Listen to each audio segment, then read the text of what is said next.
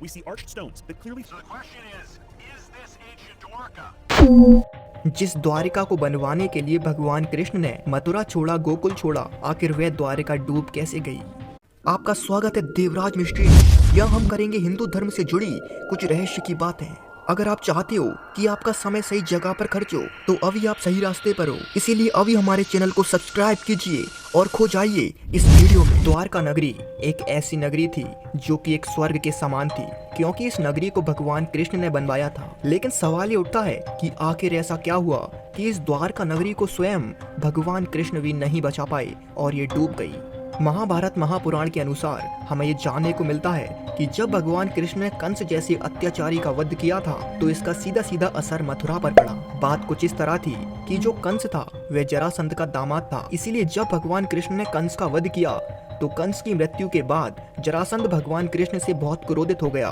वह भगवान कृष्ण से इतना चिढ़ने लगा था कि उसने एक कसम खा ली कि वह कृष्ण के पूरे यदुवंश का नामो निशान मिटा देगा। और इसका सबसे ज्यादा प्रभाव पड़ा मथुरा पर, क्योंकि जो जरासंध था उसका राज्य मथुरा के करीब था।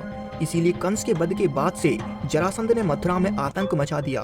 वह आए दिन मथुरा पर हमला करते रहता। इसीलिए जब भगवान कृष्ण को ये महसूस हुआ कि जरासंध के कारण मथुरा के यदुवंशी सुरक्षित नहीं है, तब भगवान कृष्ण ने उनकी सुरक्षा के लिए मथुरा को छोड़ने की सोची। और कुछ इस तरह भगवान कृष्ण ने समुद्र के बीचों बीच निर्माण कराया एक स्वर्ग नगरी का, जिसे द्वारका कहा गया। इस द्वारका नगरी में भगवान कृष्ण ने 36 सालों तक शासन किया और 36 सालों के बाद वे अपने शरीर को त्याग कर वैकुंठ लोक को प्रस्थान कर गए और द्वारका समा गई समुद्र में।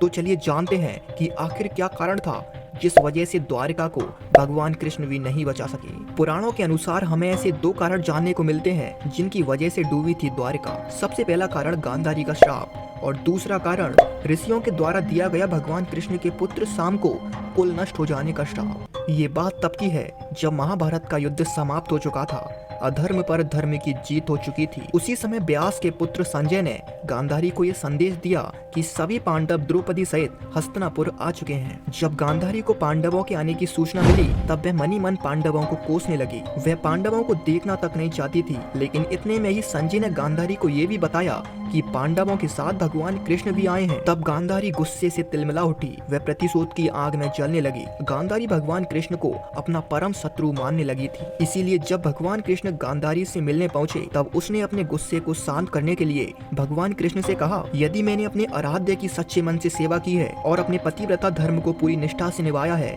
तो यदुवंशी कृष्ण, मैं तुम्हें ये श्राप देती हूँ कि जिस तरह मेरे कुल का मेरे ही आंखों के सामने नाश हुआ है, उसी तरह तुम्हारे कुल का विनाश तुम्हारे ही आंखों के सामने होगा और जो तुम्हारी द्वारका नगरी है वह समुद्र में डूब जाएगी और तुम कुछ नहीं कर पाओगे। इसके बाद भगवान कृष्ण कहते हैं, माते, मैं इसी श्राप का इंतजार कर रहा था, इसीलिए मैं इस श्राप को स्वीकार करता हूँ।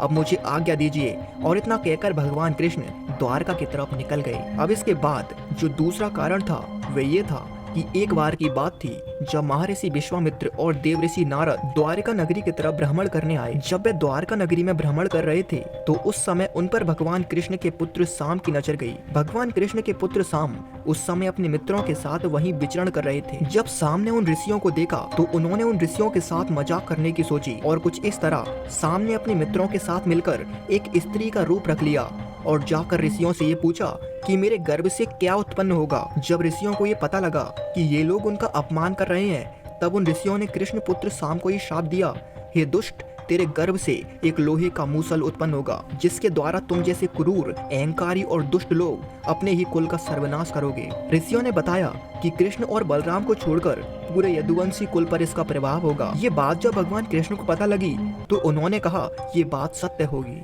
श्राप के द्वारा शाम के गर्भ से एक लोहे का मूसल उत्पन्न हुआ। जब ये बात उग्रसेन को पता लगी तब उन्होंने चुपचाप से उस लोहे के मूसल को समुद्र में बहा दिया। इसके बाद उग्रसेन ने अपने पूरे कुल में ये आदेश दिया, कोई भी ना ही मदिरा पिएगा और ना ही मदिरा का उत्पाद करेगा। अगर द्वारिका में कोई भी मदिरा पीते या बनाते हुए पकड़ा गया तो उसे मृत्यु दंड दे दिया जाएगा। इसके बाद से संपूर्ण द्वारका वासियों ने मदिरा को त्याग दिया। जैसे जैसे समय बीता वैसे वैसे द्वारका में अपशगुन होने लगे। कभी कभी द्वारका में तेज आंधी चलने लगती या बारिश के कारण सूखा पड़ जाता। द्वारका में चूहों की संख्या बढ़ने लगी। द्वारका में इतने चूहे उत्पन्न हो गए कि इंसानों से ज्यादा चूहे दिखाई देने लगे। चूहों का इतना आतंक फैल गया कि वे इंसानों के बाल और नाखूनों को कुतरने लगे। हंस उल्लू की आवाज निकालने लगे और बकरे गीदड़ों की तरह चिल्लाने लगे। गायों के पेट से गधों के बच्चों ने जन्म लिया और कुतियों के पेट से बिल्लियां जन्म लेने लगी और नेबलों ने चूहों को उत्पन्न किया। द्वारका के ज्यादा से ज्यादा लोग तामसिक कार्यों में शामिल होने लगे। जब इन अपशगुनों के बारे में भगवान कृष्ण को पता लगा तो वे समझ गए कि अब गांधारी का श्राप फलित होने वाला है। इसीलिए भगवान कृष्ण ने पक्ष के 13वें दिन अमावस्या का योग जाना और ये वही योग था जैसा कि महाभारत के युद्ध के समय बना था। और इसी योग को भगवान कृष्ण ने गांधारी के श्राप को फलित करने के लिए चुना। इसके बाद भगवान कृष्ण ने सभी यदुवंशियों को तीर्थ यात्रा पर जाने के लिए कहा और भगवान कृष्ण की आज्ञा मानकर सभी यदुवंशी तीर्थ यात्रा पर निकल गए और समुद्र के किनारे प्रवास तीर्थ पर आकर निवास करने लगे। प्रवास तीर्थ में रहते हुए एक बार अंधक और बृहंसी बंसी आपस में वार्तालाप कर रहे थे। तभी साकेती ने आकर कृतवर्मा का उपहास और अनादर कर दिया। कृतवर्मा ने भी आवेश में आकर अपने मुंह से कुछ ऐसे शब्द निकाल दिए जिस वजह से साकेती का क्रोध 7वें आसमान पर पहुंच गया और उसने कृतवर्मा का वध कर दिया। यह देखकर साकेती को अंधक वंशियों ने घेर लिया और उन पर आक्रमण कर दिया। यह देखकर श्री कृष्ण के पुत्र प्रद्युम्न उनकी रक्षा करने के लिए दौड़े। उस समय साकेती और प्रद्युम्न दोनों अकेले ही मोर्चा संभाल रहे थे, लेकिन अंधक वंशियों की संख्या ज्यादा होने के कारण सभी अंधक वंशियों ने मिलकर उन दोनों को मार दिया। यह बात जब भगवान कृष्ण को पता चली कि उनके पुत्रों का वध हो चुका है तो इससे क्रोधित होकर भगवान कृष्ण स्वयं युद्ध करने गए। जब क्रोध में आकर भगवान कृष्ण ने एक मोटी घास उठाई तो वह एक मोटी घास लोहे के मूसल में बदल गई। श्री कृष्ण इस बात को समझ चुके थे कि ये ऋषियों का श्राप फलित हो रहा है। घास के द्वारा जो मूसल बन रहा था वह इतना शक्तिशाली था कि उसके एक प्रहार से ही किसी का भी वध हो रहा था और इस तरह सभी यदुवंशी एक दूसरे से युद्ध करने लगे। श्री कृष्ण के देखते ही देखते उनके चारों पुत्र साम, अनिरुद्ध, चारुदेव और गंध की मृत्यु हो गई। यह देखकर भगवान कृष्ण क्रोधित हो गए और उनका विकराल रूप देखने को मिला और इसके बाद भगवान कृष्ण ने सभी यदुवंशियों का वध कर दिया। इसके बाद भगवान कृष्ण ने अपने सारथी तारुकी से कहा कि तुम इसी वक्त हस्तिनापुर जाओ और वहां जाकर इस घटना के बारे में अर्जुन को पूरे विस्तार पूर्वक बता देना और उससे कहना कि वे तुरंत ही द्वारका पहुंचे। वहीं इसके अलावा श्री कृष्ण ने बलराम जी से कहा कि आप यहीं घटना स्थल पर रुकिए, मैं द्वारका जाकर सब कुछ बता कर आता हूँ। जब भगवान कृष्ण द्वारका पहुंचे तो उन्होंने अपने पिता वासुदेव को इस पूरी घटना के बारे में बताया। तो ये सुनकर उनके पिता बहुत दुखी हुए। द्वारिका के हर तरफ से स्त्रियों के रोने की आवाज आ रही थी। इसीलिए भगवान कृष्ण ने अपने पिता वासुदेव से कहा कि आप इन सभी स्त्रियों को संभालिए, मुझे वहीं घटना स्थल पर लौटना होगा क्योंकि वहाँ पर बलराम मेरी प्रतीक्षा कर रहे हैं। जब भगवान कृष्ण द्वारका से लौटे तब सभी स्त्रियों ने उन्हें पकड़ लिया। तब भगवान कृष्ण ने उन सभी स्त्रियों से कहा कि आप सभी चिंता मत कीजिए, मैंने अर्जुन को बुला लिया है, वह सब कुछ सही कर देगा। इसके बाद जब भगवान कृष्ण द्वारका से उस घटना स्थल पर पहुंचे तो उन्होंने देखा कि वहीं पेड़ों के नीचे बलराम जी समाधि स्थिति में बैठे हुए थे। उन्होंने देखा कि बलराम जी के मुंह से एक सफेद कलर का सांप निकला जिसके सहस्त्र सिर थे, जो वहीं समुद्र में चला गया। वह कोई और नहीं शेषनाग थे और इस तरह बलराम जी ने अपने शरीर को त्याग दिया। अब उस घने वन में श्री कृष्ण अकेले विचरण कर रहे थे। वह घूमते घूमते गांधारी के श्राप को याद कर रहे थे। तब श्री कृष्ण ने अपनी सभी इंद्रियों को संयमित किया और वहीं महायोग की अवस्था में लेट गए।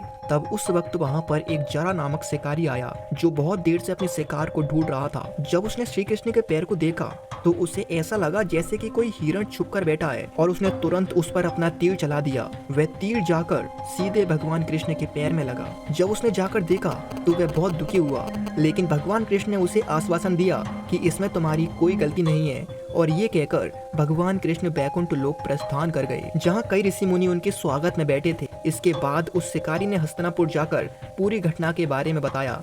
तब कोई भी पांडव अपने आंसू को नहीं रोक सका। वहीं जब अर्जुन द्वारका पहुंचे तो वासुदेव ने श्री कृष्ण द्वारा दी गई उन्हें सूचना दी कि कुछ ही दिनों के अंदर ये द्वारका समुद्र में समा जाएगी। इसीलिए अर्जुन ने भगवान कृष्ण की आज्ञा के अनुसार जितने भी यदुवंशी बचे हुए थे उन सभी को इंद्रप्रस्थ भेज दिया। साथ ही जो लोग लड़ाई में मारे गए थे उन सभी का भी अर्जुन ने अंतिम संस्कार किया और दूसरे दिन ही वासुदेव ने भी अपने प्राण त्याग दिए। अर्जुन ने वासुदेव का भी अंतिम संस्कार किया और वासुदेव के साथ उनकी चारों पत्नियां सती हो गईं। जब ये सब कुछ करने के बाद जब अर्जुन हस्तिनापुर लौटे तो उनके लौटने के तुरंत बाद ही पूरी की पूरी द्वारका समुद्र में समा गई। पुराणों में बताया गया है कि जब ये द्वारका समुद्र में समाई थी तो ये दृश्य बड़ा ही खतरनाक था। दोस्तों, द्वारका के बारे में हमें केवल पुराणों में ही लिखा नहीं मिलता, बल्कि आज के समय खुद के होने के सबूत खुद हमें द्वारका नगरी देती है। द हिंदू की एक रिपोर्ट के मुताबिक 1963 में सबसे पहले द्वारका नगरी का excavation Deccan college Pune, department of archaeological और गुजरात सरकार ने मिलकर किया था।